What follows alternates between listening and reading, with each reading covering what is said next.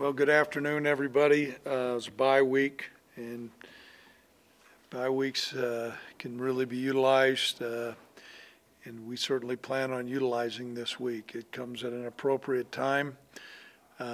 Reflecting on the game, first of all, I thought Air Force played really well. They had a bye week before us, and there was a couple new wrinkles that they did that were effective. It was a hard-fought game. It's going to come down to possession, and we came up on the short end of the stick, but it was not because I think that we had played really poorly. I thought Air Force played one of their better games, and so we need to regroup. This week will be really important for us. We're in hopes that we'll have Harrison back. I don't know the long-term status of Jack Walsh. We're in hopes that we'll have him back, but certainly having a week here to get healed up for him is going to be important.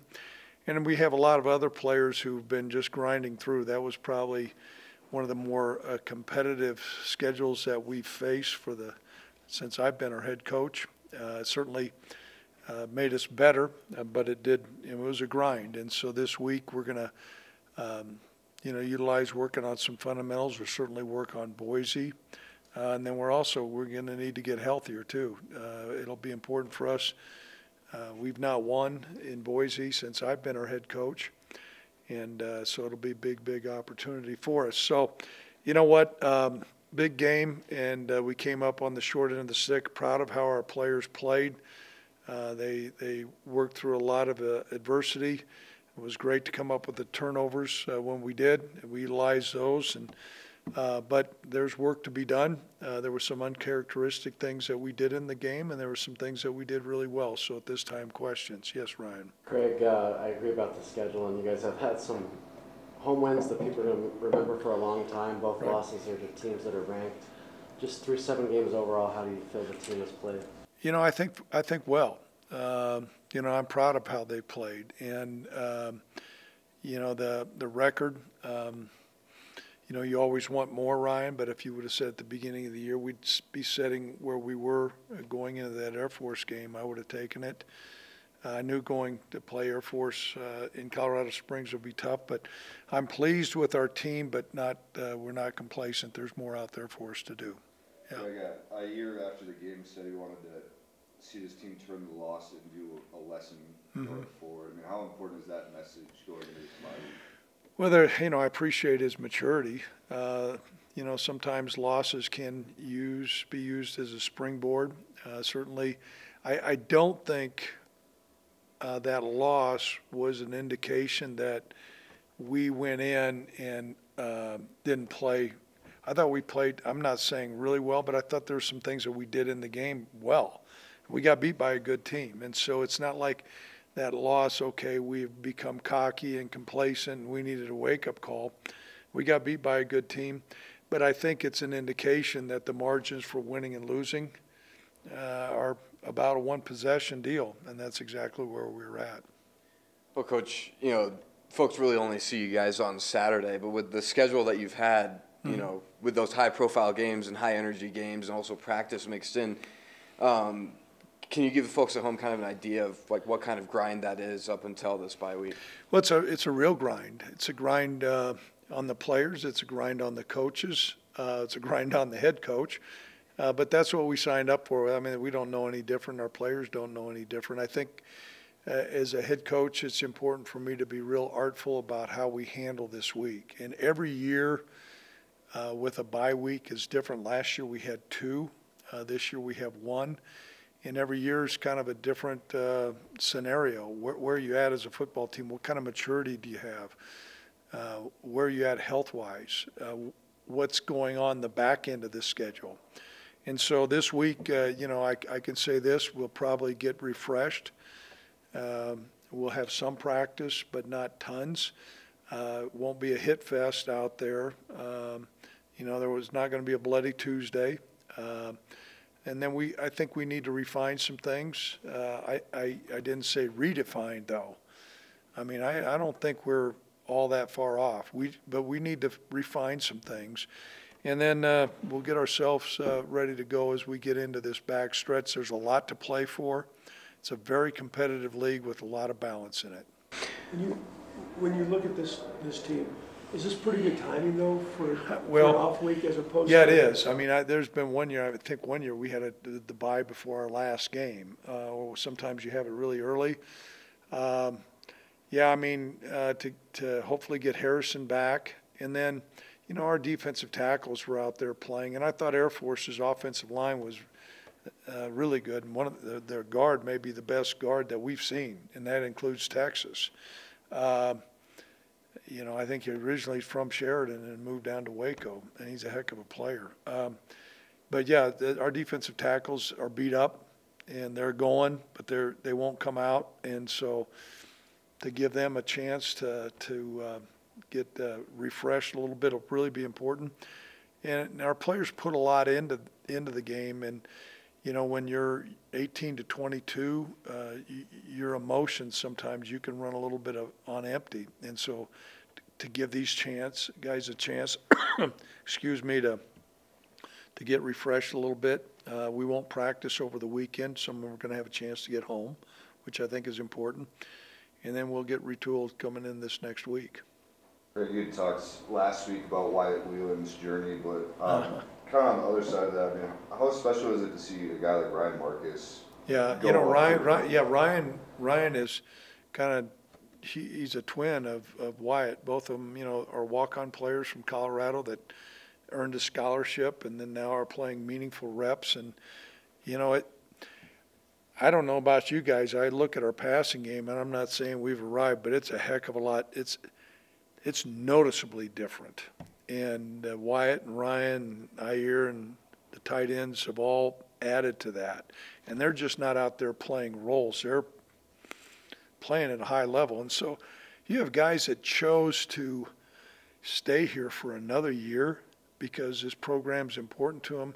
That's a big reason why I think we've had our success. We have good talent. We don't have great talent, but those guys are all emotionally bought in, and it's neat to see those guys like Ryan and Wyatt make plays. You hit on it a little bit. Obviously, you know, this bye week is huge for physical rest. How important is it, you know, for the mental health reset for these young men? Yeah, I think it is really important.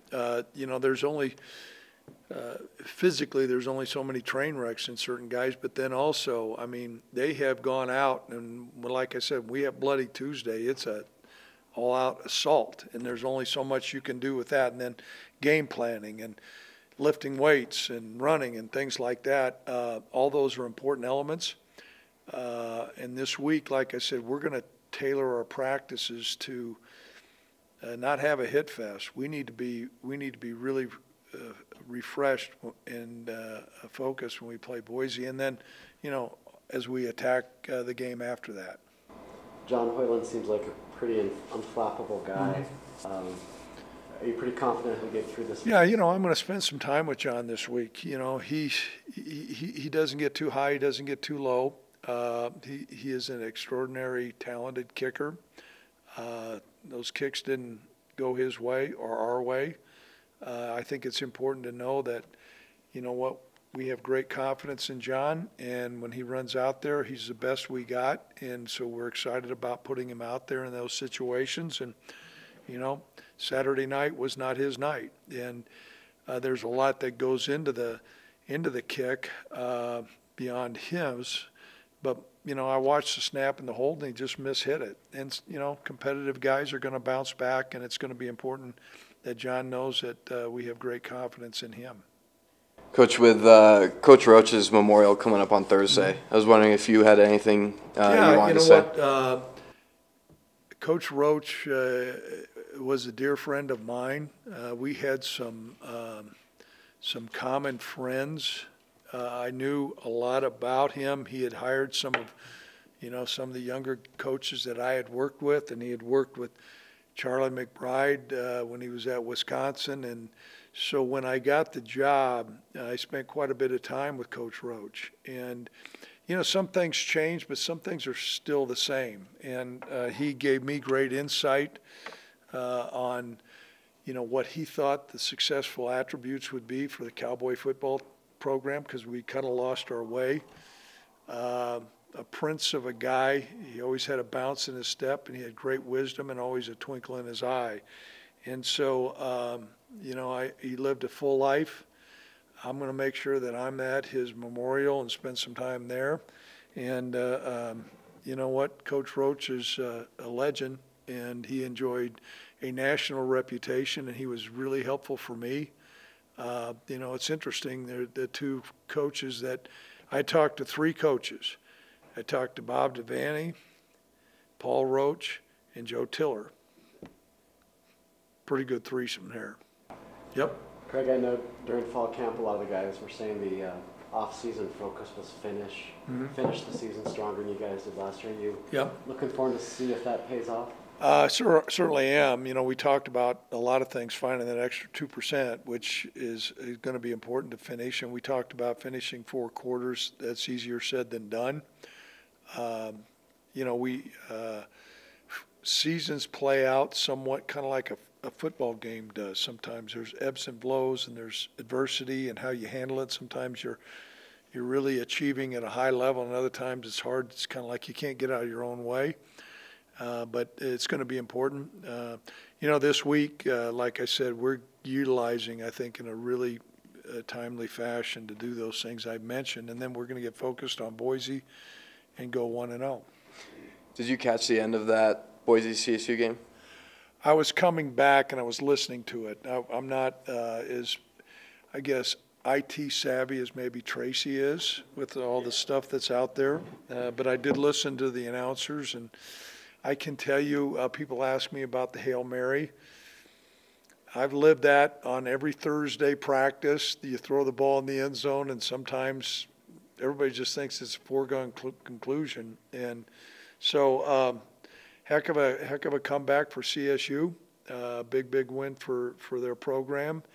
I'm sure Coach Avalos, so they'll look at that tape and see where they could do better. That's neither here nor there, but that's the state of college football. And, I always encourage our fans, some of our fans may have left in a couple of our games, that it's not over. There's a saying, but I'll get in trouble for saying it, so I just say it's not over till it's over. How much credit do you give these first halves on offense for just following the game plan to a T, and then how much of the second half is adjustments by the other team versus letting and we're talking about that too. We've had a couple games where we have not come out and maybe performed as well in the second half. And of course, that's kind of the opposite. I've stood in front of this group many times and said we got to start faster.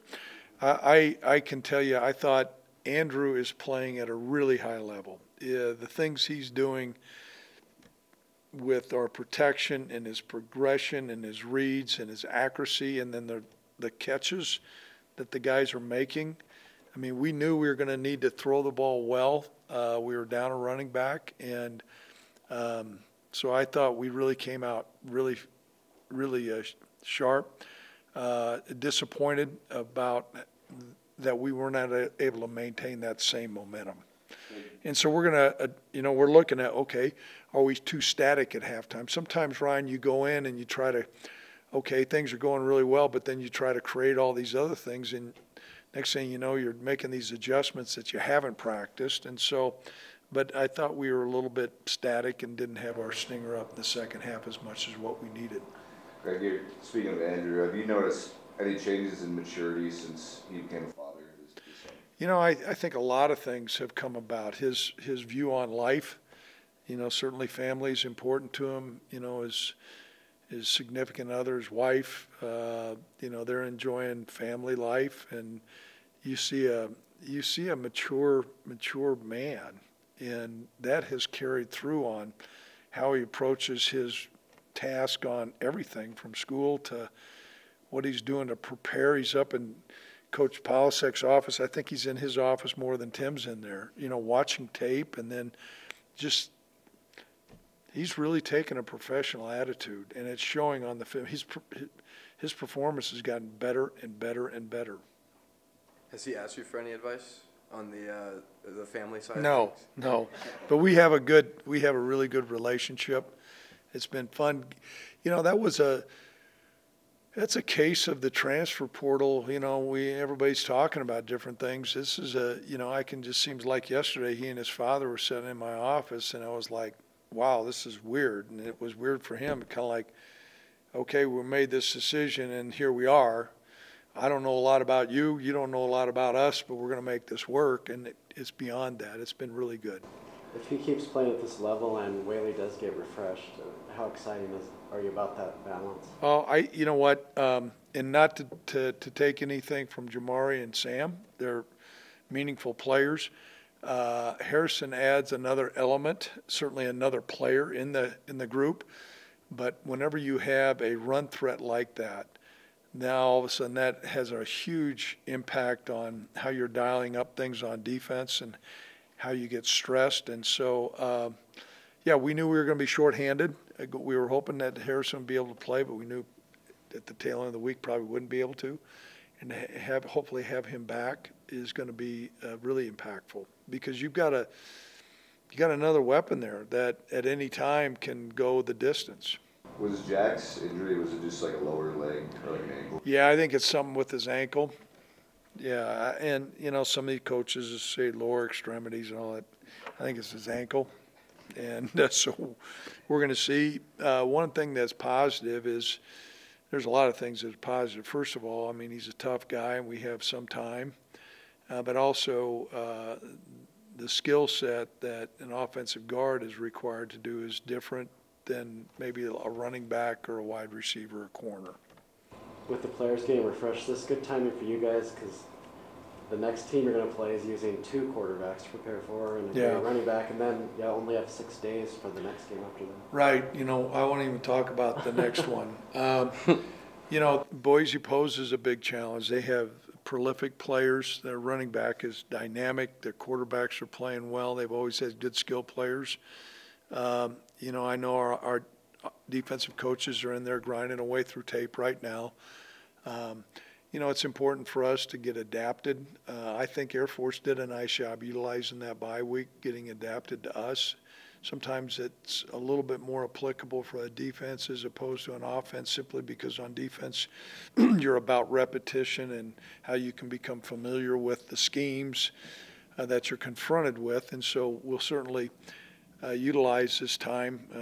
I know that I've watched quite a bit of tape, and I know that our defensive coaches and offensive coaches are in there doing an extensive amount. And then also we're doing some you know, some self-scouting look, going through our cut-ups and saying, okay, where are we strong? What tendencies do we have? What things do we need to do to keep moving forward?